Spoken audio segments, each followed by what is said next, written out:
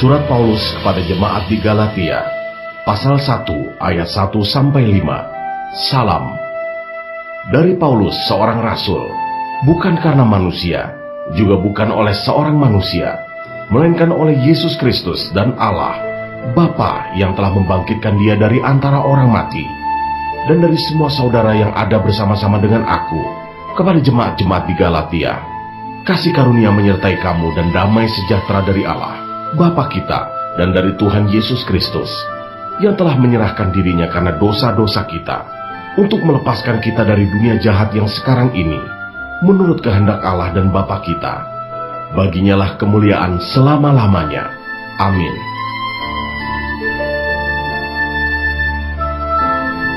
Ayat 6-10. Hanya satu Injil. Aku heran bahwa kamu begitu lekas berbalik daripada Dia, yang oleh kasih karunia Kristus telah memanggil kamu, dan mengikuti suatu Injil lain, yang sebenarnya bukan Injil. Hanya ada orang yang mengacaukan kamu, dan yang bermaksud untuk memutarbalikan Injil Kristus.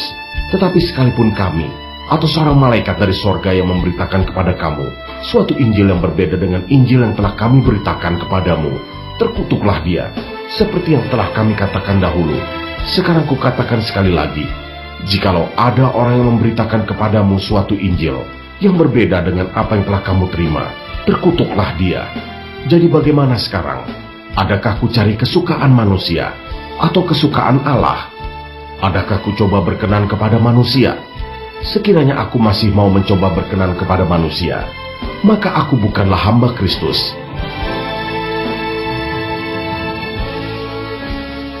Ayat 11-24. Bagaimana Paulus menjadi rasul?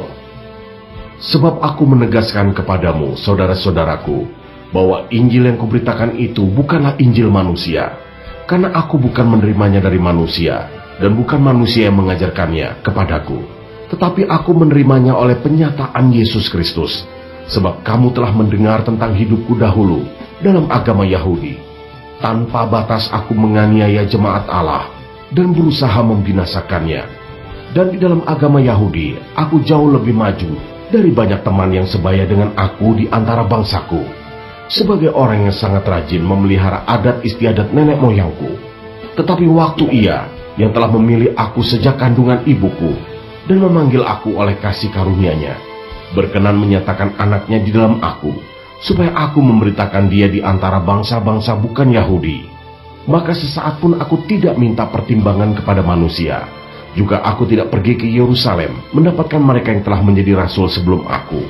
Tetapi aku berangkat ke tanah Arab, dan dari situ kembali lagi ke Damsyik.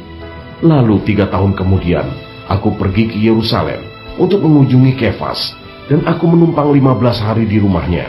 Tetapi aku tidak melihat seorang pun dari rasul-rasul yang lain, kecuali Yakobus, saudara Tuhan Yesus.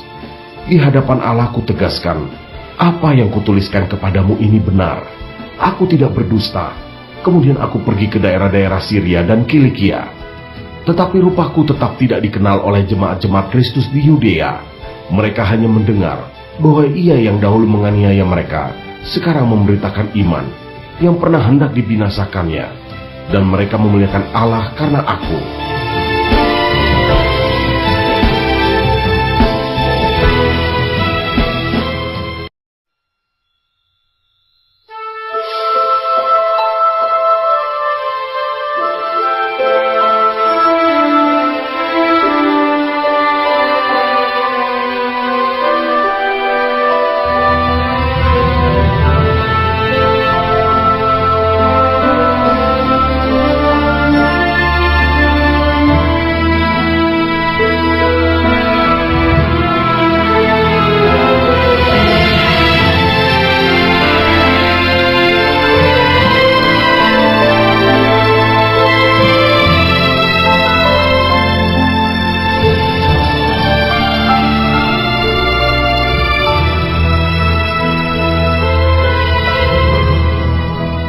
Surat Paulus kepada jemaat di Galatia, pasal 2 ayat 1-10.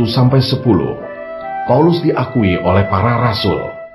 Kemudian setelah lewat 14 tahun, aku pergi pula ke Yerusalem dengan Barnabas, dan Titus pun kubawa juga. Aku pergi berdasarkan suatu penyataan, Dan kepada mereka kubentangkan Injil yang kuberitakan di antara bangsa-bangsa bukan Yahudi, dalam percakapan tersendiri kepada mereka yang terpandang, supaya jangan dengan percuma aku berusaha atau telah berusaha, tetapi kendati pun Titus, yang bersama-sama dengan aku, adalah seorang Yunani, namun ia tidak dipaksa untuk menyunatkan dirinya. Memang ada desakan dari saudara-saudara palsu yang menyusup masuk, yaitu mereka yang menyelundup ke dalam untuk menghadang kebebasan kita yang kita miliki di dalam Kristus Yesus, supaya dengan jalan itu mereka dapat memperhambakan kita. Tetapi sesaat pun kami tidak mau mundur dan tunduk kepada mereka, agar kebenaran Injil dapat tinggal tetap pada kamu. Dan mengenai mereka yang dianggap terpandang itu, bagaimana kedudukan mereka dahulu, itu tidak penting bagiku. Sebab Allah tidak memandang muka bagaimanapun juga. Mereka yang terpandang itu tidak memaksakan sesuatu yang lain kepadaku. Tetapi sebaliknya, setelah mereka melihat bahwa kepadaku telah dipercayakan pemberitaan Injil untuk orang-orang tak bersunat, sama seperti kepada Petrus untuk orang-orang bersunat, karena ia yang telah memberikan kekuatan kepada Petrus untuk menjadi rasul bagi orang-orang bersunat, ia juga yang telah memberikan kekuatan kepadaku untuk orang-orang yang tidak bersunat.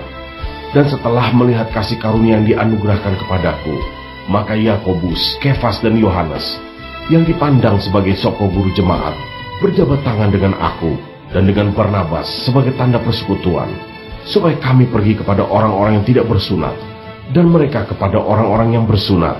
Hanya kami harus tetap mengingat orang-orang miskin, dan memang itulah yang sungguh-sungguh kuusahakan melakukannya.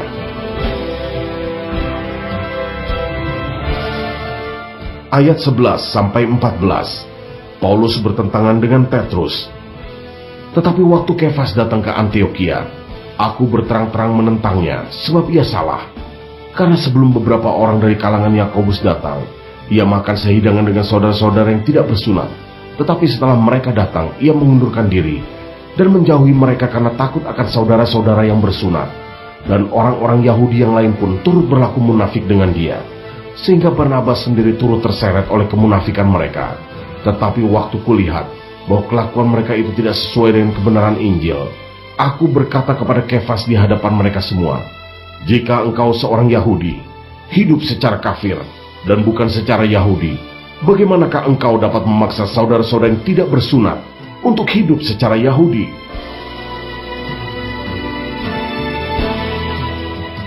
Ayat 15-21, yang terutama juga untuk orang Kristen keturunan Yahudi. Menurut kelahiran kami adalah orang Yahudi, dan bukan orang berdosa dari bangsa-bangsa lain. Kamu tahu bahwa tidak seorang pun yang dibenarkan oleh karena melakukan hukum Taurat, tetapi hanya oleh karena iman dalam Kristus Yesus. Sebab itu kami pun telah percaya kepada Kristus Yesus, supaya kami dibenarkan oleh karena iman dalam Kristus, dan bukan oleh karena melakukan hukum Taurat. Sebab tidak ada seorang pun yang dibenarkan oleh karena melakukan hukum Taurat. Tetapi jika kami sendiri, sementara kami berusaha untuk dibenarkan dalam Kristus, ternyata adalah orang-orang berdosa, apakah hal itu berarti bahwa Kristus adalah pelayan dosa? Sekali-kali tidak. Karena jikalau aku membangun kembali apa yang telah kurombak, aku menyatakan diriku sebagai pelanggar hukum Taurat. Sebab aku telah mati oleh hukum Taurat untuk hukum Taurat, supaya aku hidup untuk Allah. Aku telah disalibkan dengan Kristus. Namun aku hidup, tetapi bukan lagi aku sendiri yang hidup, melainkan Kristus yang hidup di dalam aku. Dan hidupku yang kuhidupi sekarang di dalam daging adalah hidup oleh iman dalam Anak Allah yang telah mengasihi aku dan menyerahkan dirinya untuk aku. Aku tidak menolak kasih karunia Allah, sebab sekiranya ada kebenaran oleh hukum Taurat, maka sia-sialah kematian Kristus.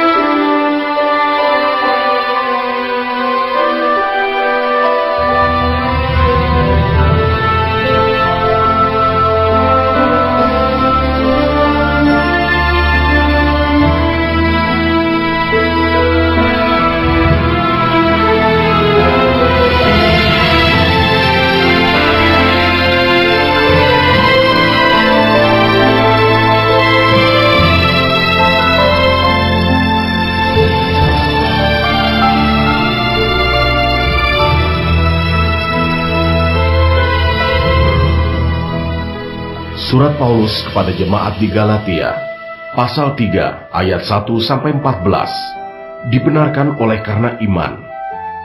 Hai orang-orang Galatia yang bodoh, siapakah yang telah mempesona kamu? Bukankah Yesus Kristus yang disalibkan itu telah dilukiskan dengan terang di depanmu? Hanya ini yang hendak ku ketahui daripada kamu. Adakah kamu telah menerima roh karena melakukan hukum Taurat, atau karena percaya kepada pemberitaan Injil? Adakah kamu sebodoh itu? Kamu telah mulai dengan roh. Maukah kamu sekarang mengakhirinya di dalam daging? Sia-siakah semua yang telah kamu alami sebanyak itu? Masakan sia-sia? Jadi bagaimana sekarang? Apakah Ia yang menganugerahkan roh kepada kamu dengan berlimpah-limpah dan yang melakukan mujizat di antara kamu berbuat demikian karena kamu melakukan hukum Taurat, atau karena kamu percaya kepada pemberitaan Injil? Secara itu jugalah Abraham percaya kepada Allah, maka Allah memperhitungkan hal itu kepadanya sebagai kebenaran. Jadi kamu lihat bahwa mereka yang hidup dari iman, mereka itulah anak-anak Abraham.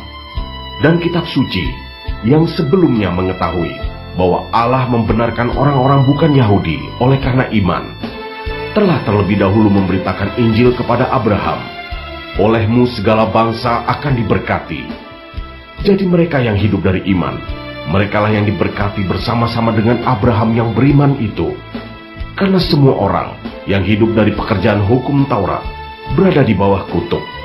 Sebab ada tertulis, terkutuklah orang yang tidak setia melakukan segala sesuatu yang tertulis dalam kitab hukum Taurat.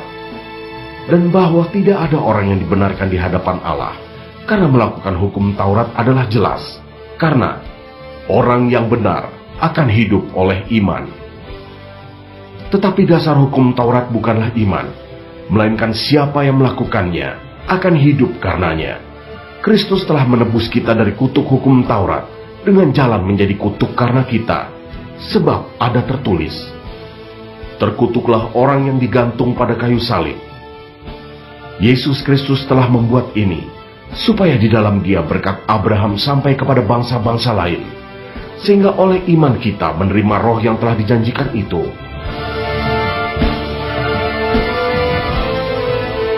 Ayat 15-29.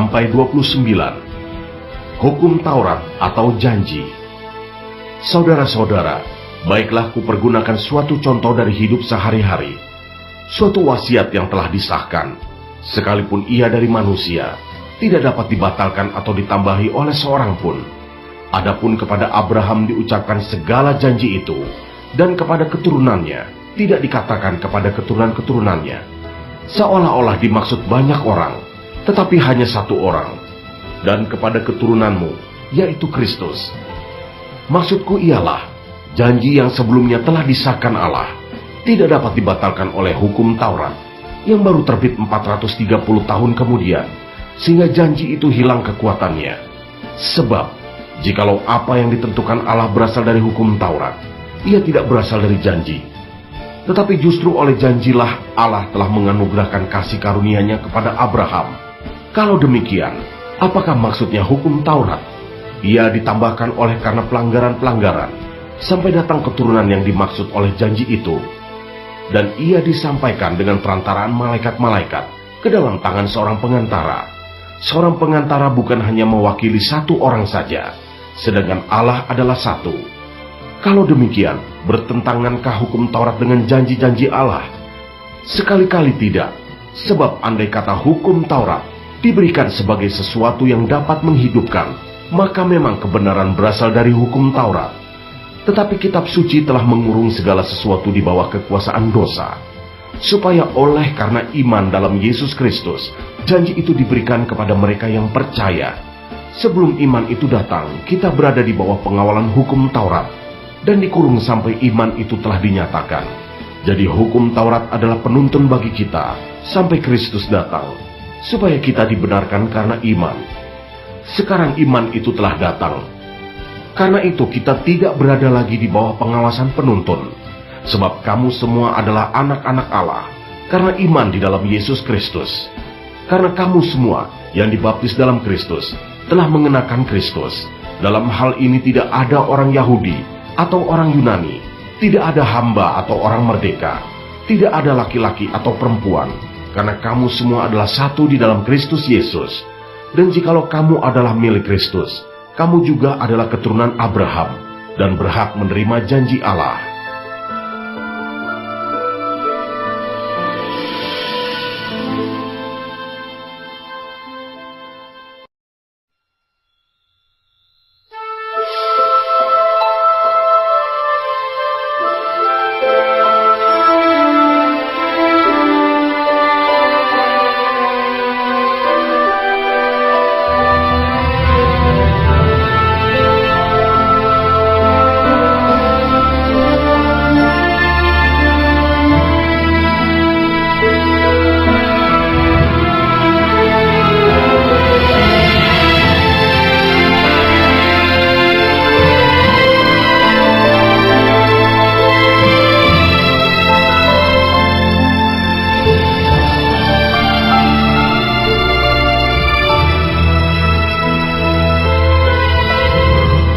Surat Paulus kepada jemaat di Galatia, pasal 4, ayat 1-11.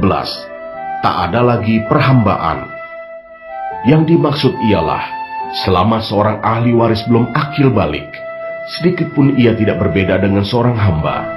Sungguh pun ia adalah tuan dari segala sesuatu, tetapi ia berada di bawah perwalian dan pengawasan sampai pada saat yang telah ditentukan oleh Bapaknya. Demikian pula kita. Selama kita belum akil balik, kita takluk juga kepada roh-roh dunia.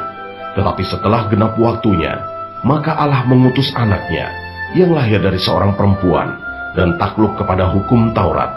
Ia diutus untuk menebus mereka, yang takluk kepada hukum Taurat, supaya kita diterima menjadi anak. Dan karena kamu adalah anak, maka Allah telah menyuruh roh anaknya ke dalam hati kita, yang berseru, "Ya Aba, ya Bapa." Jadi kamu bukan lagi hamba, melainkan anak. Jikalau kamu anak, maka kamu juga adalah ahli-ahli waris oleh Allah. Dahulu, ketika kamu tidak mengenal Allah, kamu memperhambakan diri kepada Allah-Allah yang pada hakikatnya bukan Allah. Tetapi sekarang, sesudah kamu mengenal Allah, atau lebih baik, sesudah kamu dikenal Allah, bagaimanakah kamu berbalik lagi kepada roh-roh dunia yang lemah dan miskin, dan mau mulai memperhambakan diri lagi kepadanya? Kamu dengan teliti memelihara hari-hari tertentu, bulan-bulan, masa-masa yang tetap, dan tahun-tahun. Aku khawatir kalau susah payahku untuk kamu telah sia-sia.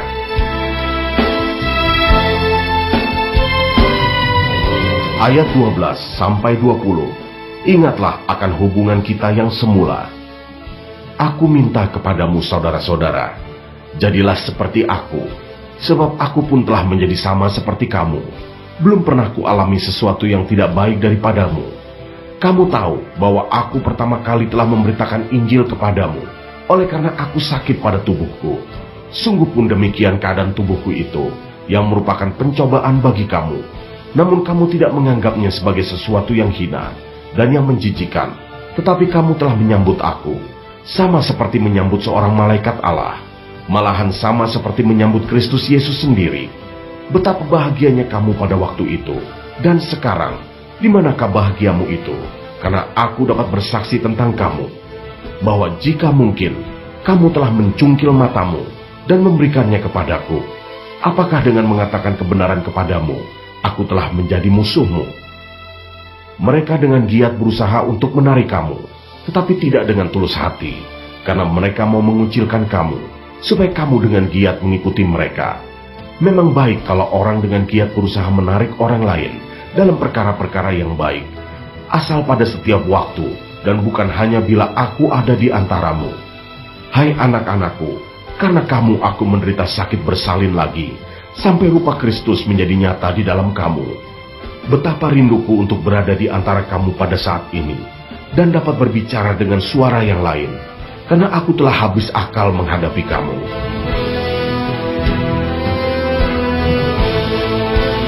Ayat 21-31. Hagar dan Sarah. Katakanlah kepadaku, hai kamu yang mau hidup di bawah hukum Taurat, tidakkah kamu mendengarkan hukum Taurat? Bukankah ada tertulis bahwa Abraham mempunyai 2 anak?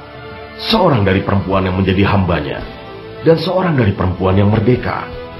Tetapi anak dari perempuan yang menjadi hambanya itu diperanakan menurut daging, dan anak dari perempuan yang merdeka itu oleh karena janji. Ini adalah suatu kiasan, sebab kedua perempuan itu adalah dua ketentuan Allah. Yang satu berasal dari Gunung Sinai, dan yang melahirkan anak-anak perhambaan, itulah Hagar. Hagar ialah Gunung Sinai di tanah Arab, dan ia sama dengan Yerusalem yang sekarang, karena ia hidup dalam perhambaan dengan anak-anaknya. Tetapi Yerusalem sorgawi adalah perempuan yang merdeka, dan ialah ibu kita, karena ada tertulis, "Bersukacitalah, hai si mandul yang tidak pernah melahirkan, bergembira, dan bersorak-sorailah, hai engkau yang tidak pernah menderita sakit bersalin, sebab yang ditinggalkan suaminya akan mempunyai lebih banyak anak daripada yang bersuami." Dan kamu, saudara-saudara, kamu sama seperti Ishak adalah anak-anak janji. Tetapi seperti dahulu, dia yang diperanakan menurut daging, menganiaya yang diperanakan menurut roh. Demikian juga sekarang ini. Tetapi apa kata nas kitab suci? "Usirlah hamba perempuan itu beserta anaknya, sebab anak hamba perempuan itu tidak akan menjadi ahli waris bersama-sama dengan anak perempuan merdeka itu." Karena itu saudara-saudara, kita bukanlah anak-anak hamba perempuan, melainkan anak-anak perempuan merdeka.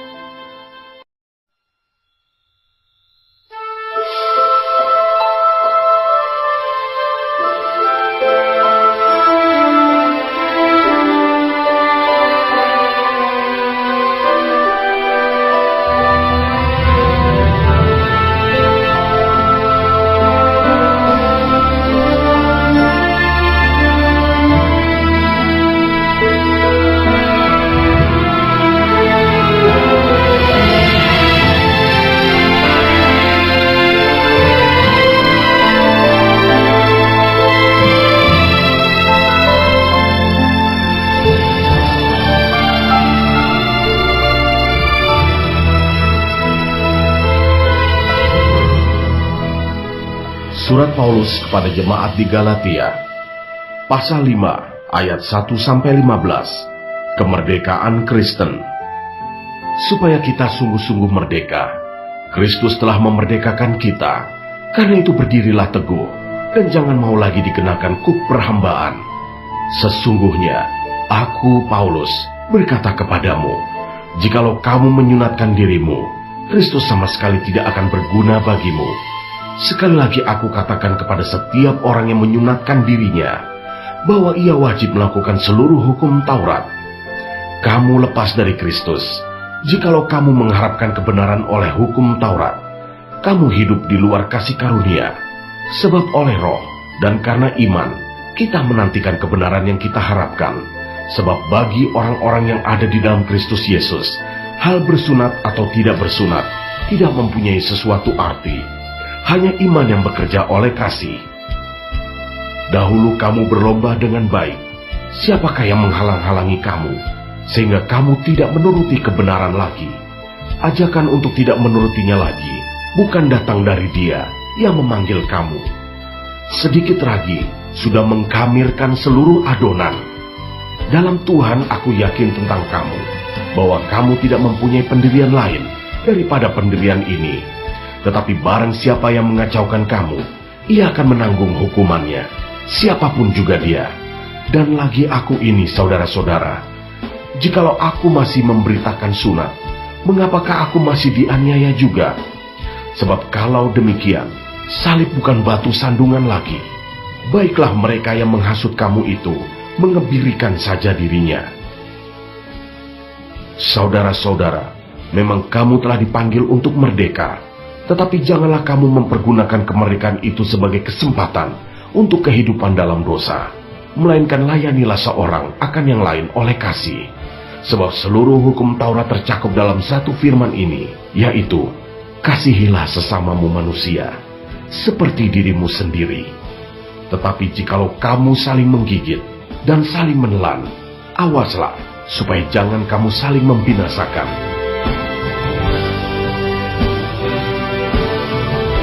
Ayat 16-26.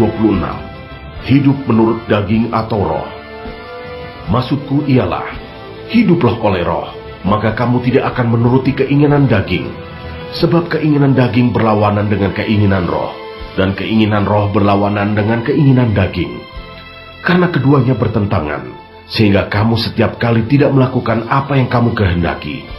Akan tetapi, jikalau kamu memberi dirimu dipimpin oleh roh, maka kamu tidak hidup di bawah hukum Taurat.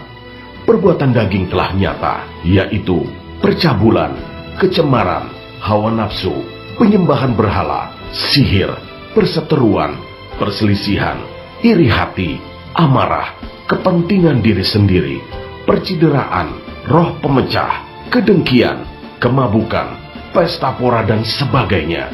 Terhadap semuanya itu kuperingatkan kamu, seperti yang telah kubuat dahulu, bahwa barang siapa melakukan hal-hal yang demikian, ia tidak akan mendapat bagian dalam kerajaan Allah. Tetapi buah roh ialah kasih, sukacita, damai sejahtera, kesabaran, kemurahan, kebaikan, kesetiaan, kelemah lembutan, penguasaan diri. Tidak ada hukum yang menentang hal-hal itu. Barang siapa menjadi milik Kristus Yesus, ia telah menyalibkan daging dengan segala hawa nafsu dan keinginannya. Jikalau kita hidup oleh roh, baiklah hidup kita juga dipimpin oleh roh. Dan janganlah kita gila hormat, janganlah kita saling menantang dan saling mendengki.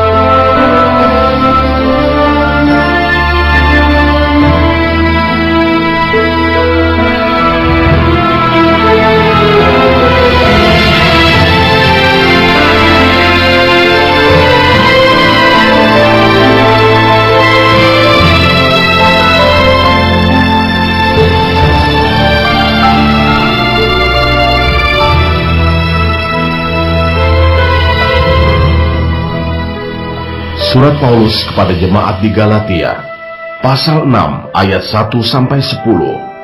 Saling membantulah kamu.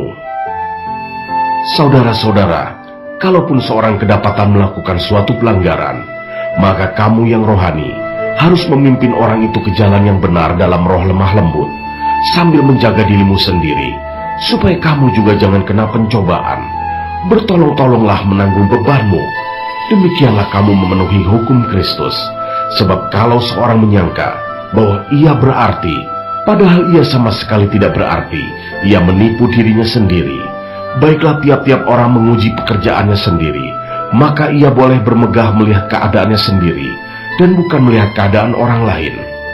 Sebab tiap-tiap orang akan memikul tanggungannya sendiri, dan baiklah dia yang menerima pengajaran dalam firman, membagi segala sesuatu yang ada padanya dengan orang yang memberikan pengajaran itu.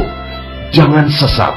Allah tidak membiarkan dirinya dipermainkan, karena apa yang ditabur orang, itu juga yang akan dituainya. Sebab barang siapa menabur dalam dagingnya, ia akan menuai kebinasaan dari dagingnya. Tetapi barang siapa menabur dalam roh, ia akan menuai hidup yang kekal dari roh itu. Janganlah kita jemu-jemu berbuat baik, karena apabila sudah datang waktunya, kita akan menuai, jika kita tidak menjadi lemah. Karena itu, selama masih ada kesempatan bagi kita, marilah kita berbuat baik kepada semua orang, tetapi terutama kepada kawan-kawan kita seiman.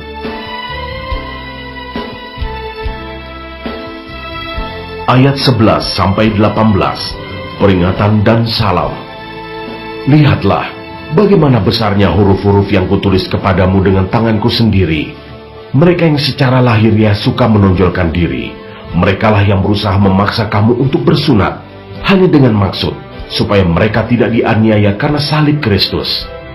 Sebab mereka yang menyunatkan dirinya pun tidak memelihara hukum Taurat, tetapi mereka menghendaki supaya kamu menyunatkan diri, agar mereka dapat bermegah atas keadaanmu yang lahiriah.